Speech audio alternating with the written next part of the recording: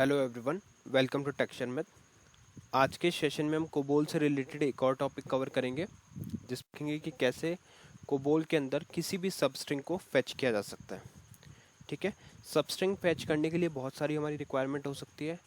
कुछ प्रोजेक्ट्स में ऐसा सिनेरियोज आपको मिल सकता है जहाँ पे आपके पास एक बड़ी स्ट्रिंग में से आपको कोई एक पर्टिकुलर पोर्शन एक्सट्रैक्ट करके उसको अपने फाइल में स्टोर करना है या थर्ड पार्टी टूल को सेंड करना है। तो उन सिनेरियोज में हम क्या करेंगे, सबस्ट्रिंग ऑपरेशन परफॉर्म करेंगे। तो सबसे पहले तो क्वेश्चन ये आता है कि क्या यहाँ पे कोई ऐसा फंक्शन है जिसके थ्रू हम सब स्ट्रिंग यूज़ कर सकते हैं। जैसे अगर आप लोगों ने आरपीजीएल पढ़ा होगा तो वहाँ पे हमारे पास एक सब एसटी फंक्शन रहता था सब स्ट्रिंग के लिए, है ना। तो उसको यूज़ करके हम किसी भी बड़ी स्ट्रिंग में से सब स्ट्रिंग फैच कर सकते थे। तो वही सेम चीज़ इम्प्लीमेंट करेंगे कोबोल प्रोग्राम के थ्रू, और यहाँ पे मेथड देखेंगे कि क्या हमारा प्रोसेस रहेगा। तो उसके लिए मैंने ऑलरेडी एक प्रोग्राम क्रिएट किया हुआ है टेस्ट pgm1 नेम से। इसको अपन वॉक थ्रू करेंगे। तो यहाँ पे मैं अभी ऑप्शन 2 लेके इसको एडिट मोड में ओपन कर रहा हूँ। इस प्रोग्राम के अंदर सबसे पहले हमने क्या लिखा हुआ है, आइडेंटिफिकेशन डिवीजन लिखा हुआ है। अब आइडेंटिफिकेशन डिवीजन क्या होता है, जब भी आपको कोई प्रोग्राम से रिलेटेड आइडेंटिटी इन्फॉर्मेशन शो करनी है प्रोग्राम के अंदर, तो उसको आप रखोगे आइडेंटिफिकेशन डिवीजन ब्लॉक के अंदर। ठीक है, तो यहाँ लाइन नंबर 1 से हमने आइडेंटिफिकेशन डिवीजन ब्लॉक स्टार्ट किया है, और उसके अंदर सबसे पहले हमने रखा है प्रोग्राम आईडी। प्रोग्राम आईडी क्या करता है, प्रोग्राम के नेम को डिनोट करता है या शो करता है। तो यहाँ पे अगर आपको देखोगे तो टेस्ट pgm1 जो है हमारा प्रोग्राम का नेम है। उसके बाद में आता है ऑथर। ऑथर क्या शो करेगा, ऑथर शो करेगा उस पर्सन का नाम जिसने उस कोड को राइट किया है। ठीक है, तो यहाँ पे ऑथर नेम में क्या आ रहा है, टेक्सचर मैथ। तो ये जो दोनों इन्फॉर्मेशन है वो कहीं ना कहीं प्रोग्राम से रिलेटेड इन्फॉर्मेशन दे रही है, तो उसको हम रखते हैं आइडेंटिफिकेशन डिवीजन में। ऐसे और भी बहुत सारी इन्फॉर्मेशन आप रख सकते हो, जैसे मॉडिफिकेशन डेट या कोई लॉग से रिलेटेड कोई भी इन्फॉर्मेशन वो आप इसके अंदर रख सकते हो। ठीक है, बट अभी के लिए मैं सिर्फ यही दो के साथ प्रोसीड करूँगा।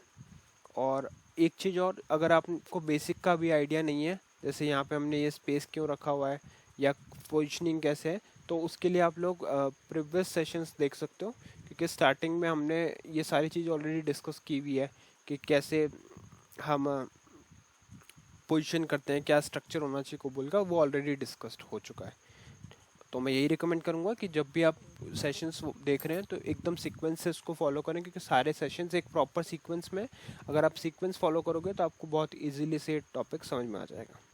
क्योंकि अभी के लिए हम मेनली फोकस कर रहे हैं स्ट्रिंग एक्सट्रैक्शन पे। ठीक है, तो आइडेंटिफिकेशन डिवीजन के बाद में हमने क्या किया, लाइन नंबर 5, 6 और 7 इन तीनों को हमने एज ए कमेंट डिक्लेयर किया। अब इनको कमेंट कैसे बनाया जा सकता है, जब भी आप 7th पोजीशन पे है ना, यहाँ से आपको काउंट करना होगा 1 2 3 4 5 6 7। 7th पोजीशन पे जब आप एस्ट्रिक रखते हो, उसके बाद जो भी लाइन आप लिखोगे वो एज ए कमेंट कंसिडर होगी। ठीक है, तो ये तीनों लाइन क्या है, हमारी कमेंट है। अगर आपके कमेंट वाइट कलर में नहीं आ रहे तो कोई इशू नहीं है, ये मैंने अलग से कुछ सेटिंग करा हुआ है जिसकी वजह से ये वाइट में शो हो रहा है, बट आप अगर नॉर्मली भी आ रहा होगा तो भी वो एज ए कमेंट ही कंसिडर होगा। ठीक है, तो कमेंट में हमने टॉपिक का नेम जस्ट शो करने के लिए कमेंट लिखा, जिसमें यहाँ पे हमने मेंशन कर दिया एक्सट्रैक्टिंग अ सब string from a fixed position. ठीक है, तो यहाँ पे क्या है, हमारे पास एक फिक्स्ड पोजीशन रहेगी, उससे हमें सब स्ट्रिंग फैच करनी होगी। इसके बाद में हमने डेटा डिवीजन ब्लॉक बनाया है। डेटा डिवीजन ब्लॉक क्या होता है, जो भी प्रोग्राम में आप वेरिएबल यूज़ करने वाले हो उसको आप डेटा डिवीजन के वर्किंग स्टोरेज सेक्शन के अंदर डिफाइन करोगे। तो लाइन नंबर 11 से अगर आप देखोगे तो हमारा वर्किंग स्टोरेज सेक्शन स्टार्ट होता है, जिसके अंदर अभी हमने 2 वेरिएबल डिक्लेयर किए। आप चाहो तो और भी वेरिएबल डिक्लेयर कर सकते हो, बट हमारी रिक्वायरमेंट इस प्रोग्राम के लिए सिर्फ यही है कि 2 ही वेरिएबल की नीड थी, इसलिए 2 वेरिएबल हमने यहाँ पे डिक्लेयर किया है। तो पहला वेरिएबल जो है उसका डिक्लेरेशन देखते हैं। पहले वेरिएबल में सबसे पहले हमने डिफाइन किया लेवल नंबर। तो लेवल नंबर क्या है यहाँ पे, 01। 01 क्या डिनोट करता है, हायर डेटा हायरार्की को। ठीक है, तो ये हाईएस्ट डेटा हायरार्की को शो कर रहा है 01 लेवल नंबर। फिर हमारे पास आता है डेटा नेम, है ना। किसी भी वेरिएबल के डिक्लेरेशन के 5 पार्ट्स होते हैं, इसका अपन ने सेपरेटली भी एक टॉपिक कवर किया था, बट अभी मैं आपको शॉर्ट में बता रहा हूँ कि फर्स्ट पार्ट हो गया लेवल नंबर, सेकेंड पार्ट हो गया डेटा नेम या फिर वेरिएबल नेम। तो इस वेरिएबल को जब भी आपको प्रोग्राम में एक्सेस करना होगा थ्रू आउट द प्रोग्राम, तो आप उसको इस वेरिएबल नेम से यूज़ करोगे, जो है str1। उसके बाद में हमने लिखा है PIC x40।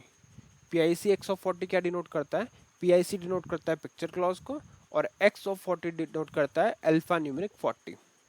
ठीक है। तो जब भी आपको अल्फा न्यूमेरिक वैल्यू डिफाइन करनी है जिसकी लेंथ 40 होगी, तो उस केस में आप क्या यूज़ करोगे, x ऑफ 40। इसके बाद जो क्लॉज हम यूज़ कर रहे हैं वो ऑप्शनल क्लॉज है। ऑप्शनल क्लॉज का मीनिंग ये है कि आप चाहो तो इसको स्किप भी करा सकते हो, बट इस प्रोग्राम में हमारे को इसकी नीड है, इसीलिए हमने यहाँ पे क्या लिखा, वैल्यू क्लॉज लिखकर उसमें एक हमने वैल्यू पुट करी। तो वैल्यू क्या है यहाँ पे, टेक शर्मित पॉडकास्ट। ठीक है, तो ये हमने एक वेरिएबल इसमें स्टोर कर दिया, टेक शर्मित पॉडकास्ट। अब समझते हैं रिक्वायरमेंट को कि रिक्वायरमेंट क्या है। तो पहली रिक्वायरमेंट हमारी ये है कि हम इस वेरिएबल में से जो स्ट्रिंग इसमें स्टोर है उसमें से सिर्फ हमें ये वाला पोर्शन फेच करना है। ठीक है, ये वाला पूरा वर्ड हमें फेच करना है और उसको फिर रिजल्ट वेरिएबल में स्टोर करना है। तो सबसे पहले तो हम इसकी लेंथ कैलकुलेट कर लेते हैं। जैसे यहाँ पे अगर आप एस से काउंट करोगे तो 1 2 3 4 5 6 7, तो इस 7 कैरेक्टर्स को स्टोर करने के लिए हमें एक वेरिएबल बनाना है। तो यहाँ मैंने वेरिएबल बना दिया। तो सेम तरीके से वेरिएबल बनाया है, बस यहाँ पे वैल्यू क्लॉज नहीं होगा क्योंकि यहाँ पे जो वैल्यू आएगी वो हमारी फेच्ड स्ट्रिंग आएगी। तो यहाँ सबसे पहले लेवल नंबर डिफाइन करोगे 01, वेरिएबल का name result, PIC x of 7। तो यहाँ पे पिक्चर क्लॉज क्या डिफाइन किया है, x ऑफ 7, जिसका मतलब है अल्फा न्यूमेरिक 7। ठीक है, रिक्वायरमेंट हमारी यही है कि इस पूरे टेक शर्मित पॉडकास्ट में से सिर्फ हमें शर्मित वाला जो वर्ड है वो फैच करके इसके अंदर स्टोर करवाना है। तो अब देखते हैं मेन लॉजिक। मेन लॉजिक में हम क्या कर रहे हैं, सबसे पहले हमने डिफाइन किया हुआ प्रोसीजर डिवीजन। प्रोसीजर डिवीजन क्या होता है, जब भी आपको प्रोग्राम में कोई मेन लॉजिक लिखना होगा तो वो आएगा आपका प्रोसीजर डिवीजन के अंदर। ठीक है, तो लाइन नंबर 17 पे हमने लिखा मूव। मूव एक कीवर्ड है, अगर आपको नहीं पता तो इससे क्या कर सकते हो, आप एक वैल्यू को किसी और वेरिएबल में मूव करवा सकते हो। इसको सेपरेटली भी हम देखेंगे जब इसका टॉपिक कवर करेंगे, बट अभी के लिए सिर्फ इतना समझना है कि मूव कीवर्ड के हेल्प से आप एक वैल्यू को दूसरे वेरिएबल में मूव करवा सकते हो। तो यहाँ हम क्या कर रहे हैं, हमने लिखा मूव str1। str1 क्या है, हमारे वेरिएबल का नेम है या डेटा नेम का नेम है ना, ये वाला। अब हम क्या कर रहे हैं, मूव कर रहे हैं str1 से, कहाँ से स्टार्ट करेंगे, 6th पोजीशन से। तो अब ये पोजीशन कैसे पता चली, यहाँ से आप काउंट करोगे 1 2 3 4 5 और 6 पोजीशन से। उसके पहला आर्ग्यूमेंट क्या होगा, कौन सा स्टार्टिंग पोजीशन हमारी, तो स्टार्टिंग पोजीशन होनी चाहिए 6th पोजीशन। उसके बाद में कॉलन दे के ये कॉलन आएगा और फिर आएगा लेंथ कि कितने कैरेक्टर्स फैच करने हैं। तो 6th पोजीशन से हमें 7 कैरेक्टर फैच करने, तो 1 2 3 4 5 6 7। तो वही वैल्यूज हमने यहाँ स्पेसिफाई कर दी कि 6th पोजीशन से 7 कैरेक्टर्स फैच करने हैं। जो भी आउटपुट आएगा उसको मूव कराना है किसमें, रिजल्ट वेरिएबल में। ठीक है, तो लाइन नंबर 17 क्या करेगा, line number 17 take Sharmit podcast में से सिर्फ शर्मित वर्ड को पिक करेगा और उसका सब स्ट्रिंग को यहाँ पे मूव करके रिजल्ट में स्टोर कर देगा। ठीक है, इसके बाद में जो वेरिएबल हमारे पास आया उसको हम प्रिंट करेंगे। तो प्रिंट करने के लिए आप लिखोगे डिस्प्ले कमांड। तो डिस्प्ले, और यहाँ मैंने बस एक हार्ड कोडेड स्ट्रिंग डाल दी, extracted substring colon comma और फिर ये अपॉस्ट्रोफी। उसके बाद में वेरिएबल का नेम आ जाएगा रिजल्ट। तो जो भी वैल्यू इसमें स्टोर्ड होगी वो हम यहाँ पे प्रिंट कराएंगे और लास्ट में स्टॉप रन से प्रोग्राम को टर्मिनेट करेंगे। स्टॉप रन क्या करता है, प्रोग्राम को टर्मिनेट करता है। तो अभी इसको कंपाइल करके देखते हैं एक बार क्या आउटपुट आ रहा है हमारे पास। फाइल्स किया सेव और एग्जिट के लिए, फिर इसको करेंगे कंपाइल। मैं अभी इसको कंपाइल नहीं कर रहा हूँ स्टोरेज इश्यूज़ की वजह से, बट आप लोगों को अगर इसको कंपाइल करना है तो आप 14 से कंपाइल करोगे। 14 लिख के एंटर करना है। अगर आप फर्स्ट टाइम कंपाइल कर रहे होंगे तो ये कन्फर्मेशन नहीं आएगा, डायरेक्टली कंपाइल हो जाएगा। अदरवाइज आपको ये पूछेगा कि दोबारा से कंपाइल करना है, अगर आप येस करोगे तो कंपाइल हो जाएगा, अदरवाइज नहीं होगा।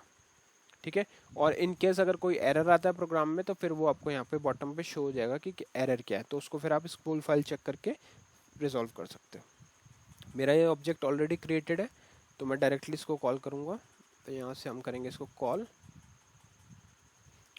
करते आउटपुट क्या आया, extracted string, extracted substring शर्मित। और यही हमारा डिजायर्ड आउटपुट था क्योंकि हमारी रिक्वायरमेंट यही थी कि टेक शर्मित पॉडकास्ट में से सिर्फ जो वर्ड शर्मित है उसको फेच करना है और उसको मूव करवाना था एक वेरिएबल में, तो वो हमने यहाँ पे अचीव कर लिया।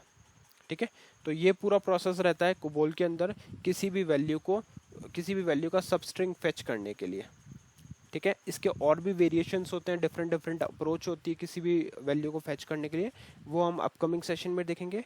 इस सेशन में मेनली बस यही देखा कि अगर कोई सिंपल हमारे पास स्ट्रिंग सेव्ड है, अब ये स्ट्रिंग हो सकता है आपके किसी और प्रोग्राम से आ रही हो या कोई थर्ड पार्टी टूल से आ रही हो, तो उस केस में भी आप ये अप्रोच से इसको यूज़ कर सकते हो। तो मेनली हमारा टॉपिक था कि कैसे हम एक्सट्रैक्ट कर सकते हैं सब स्ट्रिंग को एक फिक्स्ड पोजीशन से। ठीक है, यहाँ पे हमारे को पता था कि इस पोजीशन पे ये करेक्टर, तो हमने फिक्स्ड पोजीशन यहाँ मेंशन किया 6 और वहाँ से 7 करेक्टर को फेच कर लिया। ठीक है, तो आज के लिए इतना ही था। नेक्स्ट सेशन में बाकी टॉपिक डिस्कस करेंगे। So thank you for watching texture में।